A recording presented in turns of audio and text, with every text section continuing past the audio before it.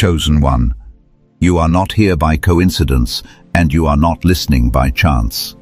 This moment has been marked in heaven, appointed in the spirit, and released in perfect timing for you. Wealth is not always about money alone. It is about divine purpose, legacy, and elevation. And you have been set apart for more than survival. You have been chosen to break cycles, to end patterns of lack, and to establish something entirely new for your bloodline. Chosen one, when God sets his eyes on a person, he does not merely bless them for themselves. He appoints them as a vessel, a carrier, a living conduit through which blessing flows to everyone connected to them. That is why your spirit has been restless. That is why ordinary paths have never satisfied you. You are standing at the edge of a supernatural shift, where sudden elevation, divine provision, and heaven-sent transformation begin to manifest. Anointed one, Scripture reminds us in Habakkuk chapter 2, verse 3, that the vision awaits its appointed time, but when it speaks, it will not lie. What has been prepared for you has not been delayed, it has been preserved. You are stepping into alignment with what was written before you ever recognized it. And remember, chosen one, God's reminders do not always arrive through loud words or explanations. Sometimes what sustains you is something quiet, simple, and steady to return to in moments of reflection. What has been prepared rests just below, waiting in stillness. Chosen one, you are here because something in you was already prepared before this moment arrived. I have learned, through my own seasons of confusion and waiting, that heaven does not interrupt a life randomly. When a word reaches you and settles deep instead of passing through, it is because your spirit was already tuned to receive it. This is not information, this is alignment. This is the kind of moment Ecclesiastes speaks of, a time appointed for a purpose under heaven. And right now, heaven is leaning into your story. Anointed one, I want to speak to you not as someone standing above you, but as someone who has walked through seasons where nothing made sense, where provision felt delayed, and where the calling felt heavier than the resources. I remember times when I looked at my circumstances and thought, if this promise is real, why does my reality look like this? And yet, every delay was shaping discernment. Every closed door was refining my vision. What I did not know then was that God was not withholding.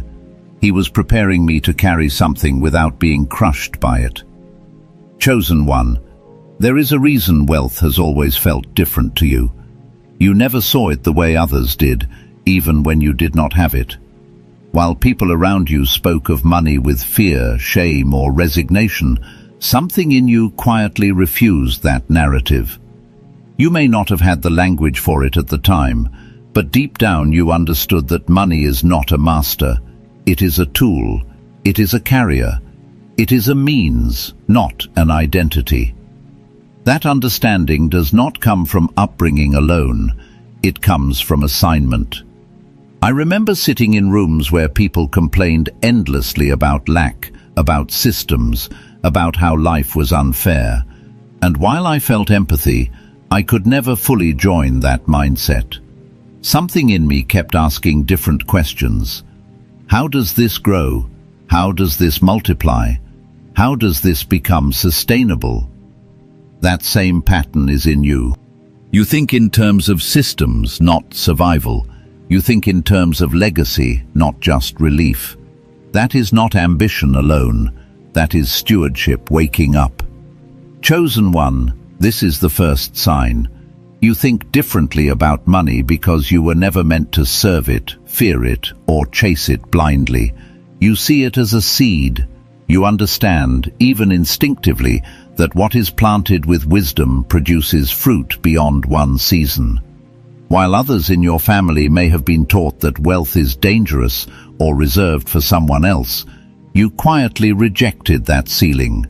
Not in rebellion, but in recognition. Your spirit knew that lack was not your inheritance. Anointed one, this mindset often isolates you before it elevates you. People may have misunderstood your questions, your ideas, your refusal to settle for just enough. I know what it feels like to be labeled unrealistic, simply because you refuse to normalize limitation. But what they called unrealistic was actually prophetic. You were seeing what had not yet manifested. That is how faith works. Hebrews tells us that faith gives substance to what is hoped for, long before it can be proven. Chosen one, wealth thinking is not greed when it is rooted in responsibility.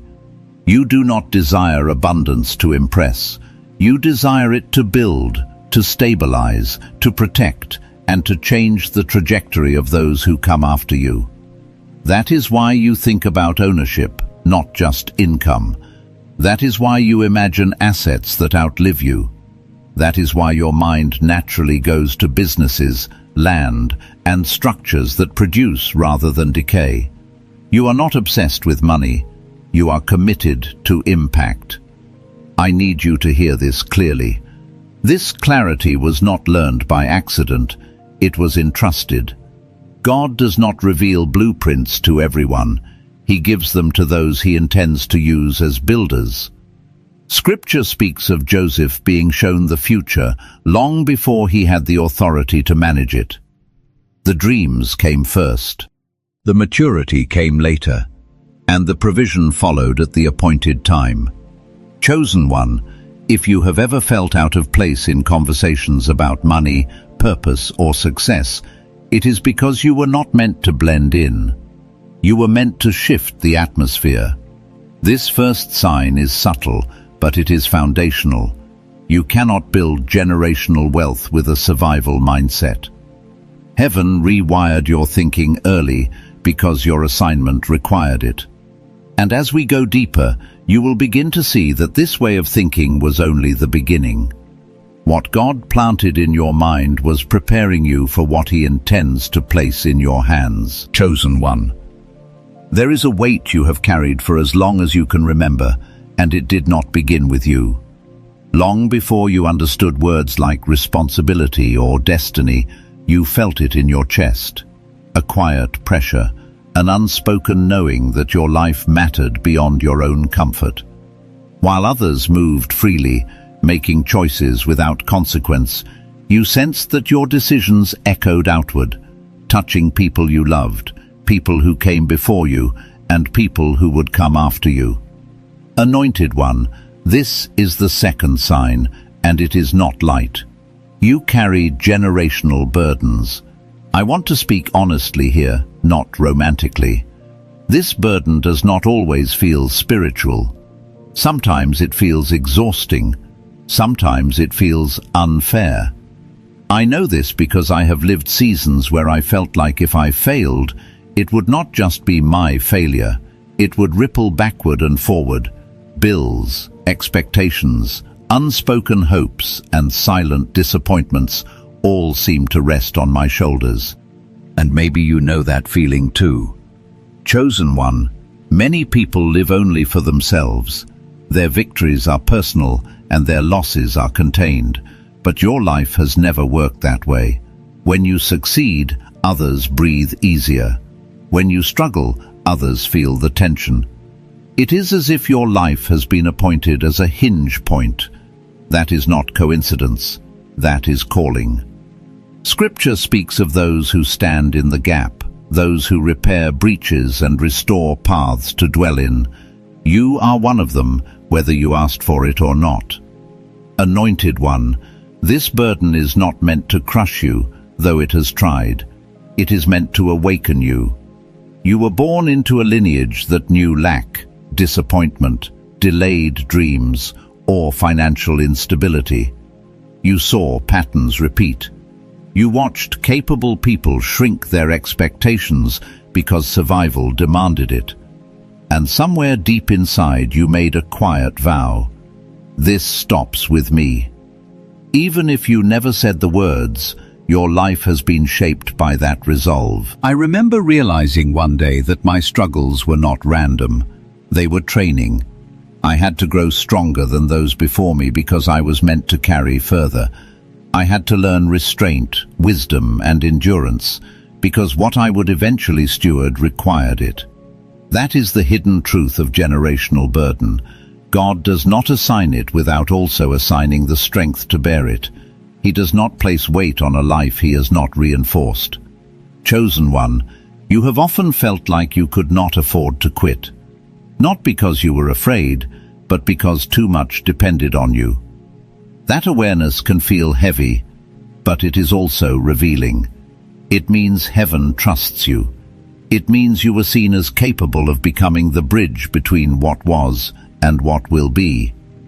Bridges feel pressure from both sides, but without them, no one crosses. Anointed one, this is why settling was never an option for you. Even when you tried, something inside resisted. You knew that accepting less was not humility. It was avoidance. You understood, even subconsciously, that if you stopped short, the cycle would continue.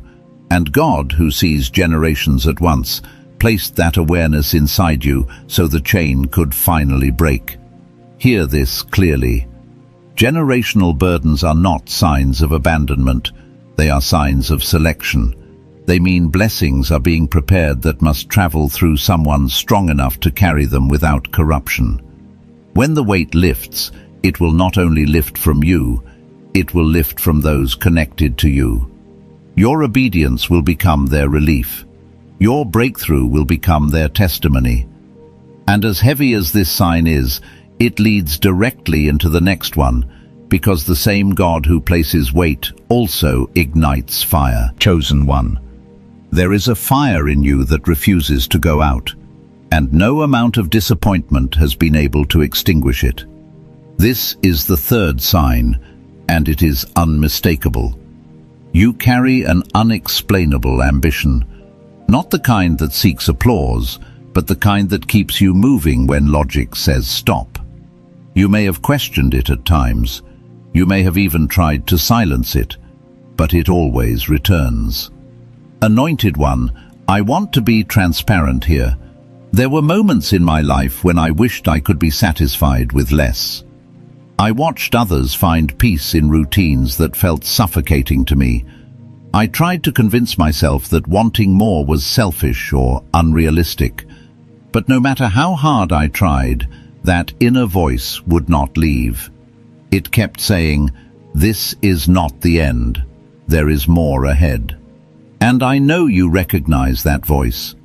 Chosen one, this ambition is not arrogance. It is not restlessness for its own sake.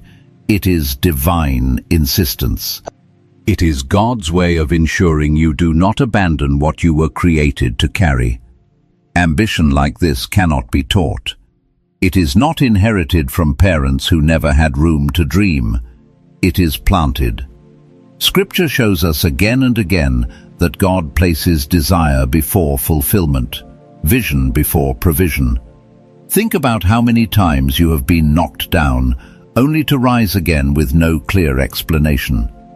People may have thought you were stubborn or unrealistic, but the truth is simpler. Your spirit knew the assignment was unfinished. That is why setbacks never fully defeated you. They slowed you down, yes.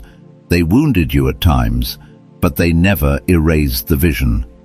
Anointed one, this fire often isolates you before it positions you. Others may not understand why you cannot settle into comfort, why average feels unbearable. They may say you are chasing something imaginary, but what they call imagination is actually foresight. You are seeing the outline of what has not yet formed. That is how God prepares builders. He shows them the structure long before the materials arrive. I remember seasons where nothing in my external life matched the scale of what I carried internally. That mismatch was painful, but it was also revealing. It taught me that my ambition was not dependent on circumstances. It was anchored in calling. The same is true for you. Your environment never defined the size of your vision, and that alone sets you apart. Chosen one, Most people dream within the limits of what they have seen.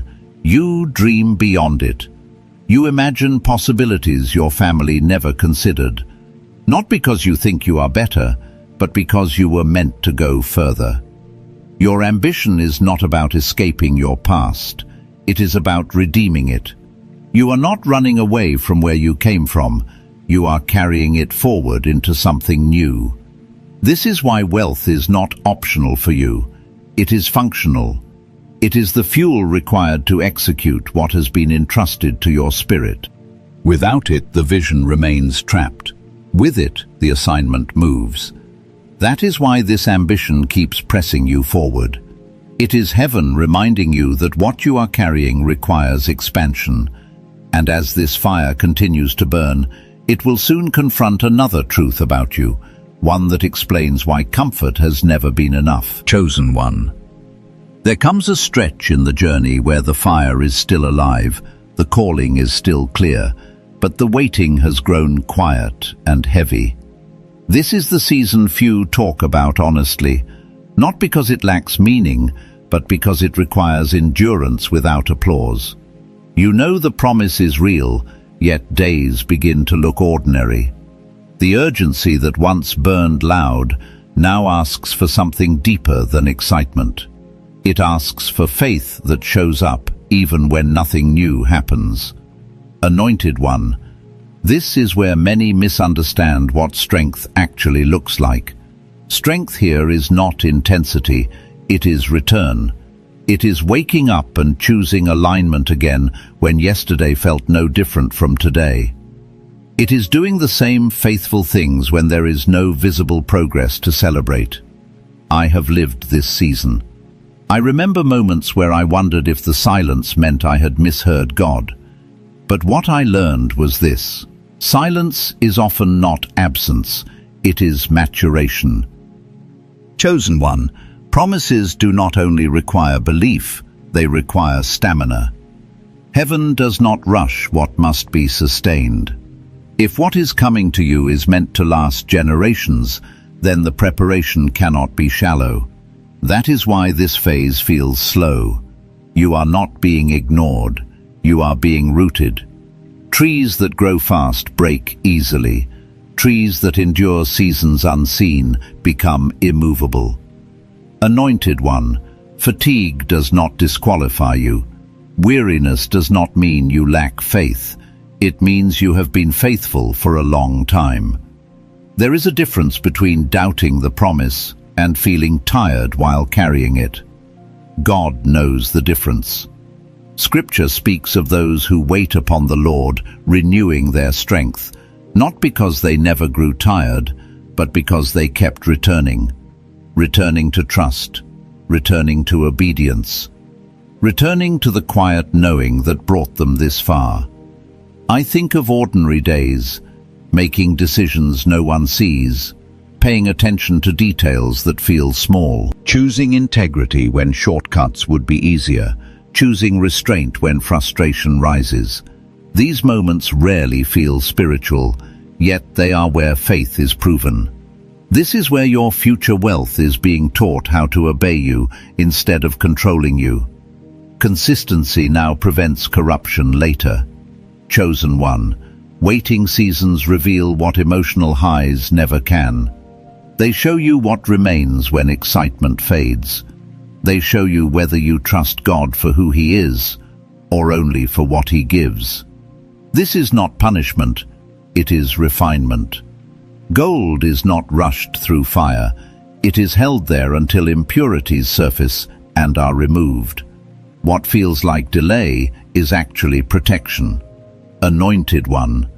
There were days I wanted a sign, a confirmation loud enough to silence every doubt. Instead, what I received was the invitation to remember. Remember the first moment the calling became undeniable. Remember how far you have already come. Remember the quiet ways provision showed up before you could explain it. Faith is often steadied not by new revelation, but by returning to what has already been proven true. There is a quiet reminder gently placed below in the description or pinned comment, And sometimes noticing its presence is enough. Chosen one.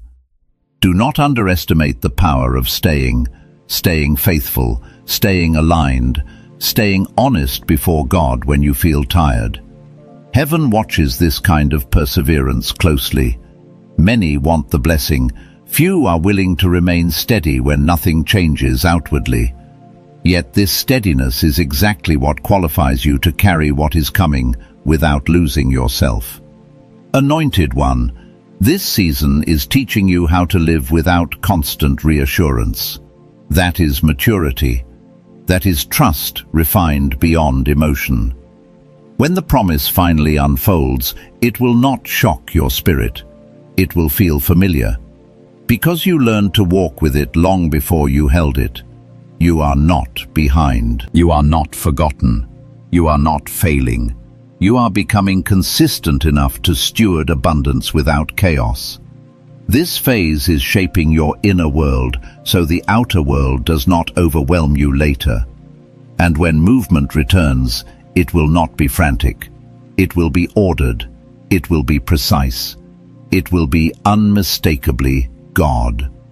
Hold steady here, not because you are waiting for permission, but because what is being formed in you right now cannot be rushed. Chosen one. There is a pattern in your life that others often miss, but you have felt it again and again. Doors open for you in ways that do not always make sense on paper. Opportunities appear where others only see dead ends. This is not because your path has been easier. It is because your sight has been trained differently. This is the fifth sign, and it carries quiet authority. You attract opportunities others do not see. Anointed one, I want to speak from lived experience here. I have watched rooms dismiss ideas that later became turning points. I have seen conversations that seemed casual end up reshaping entire seasons of my life. At the time, there was no announcement, no dramatic moment, just a nudge, a sense of pay attention to this. And later, looking back, I realized heaven had been arranging details long before I understood their value. Chosen one, this is how alignment works. Favor rarely arrives loudly. It arrives subtly through timing, discernment, and awareness. While others wait for perfect conditions, you notice potential in unfinished places. You see value where others see inconvenience. That is not optimism, it is vision. Scripture often shows us that provision follows obedience, not certainty. You move because something inside you recognizes opportunity before logic can explain it. Anointed one, you have probably been accused of being lucky, but you know the truth. Luck does not teach you restraint. Favor does.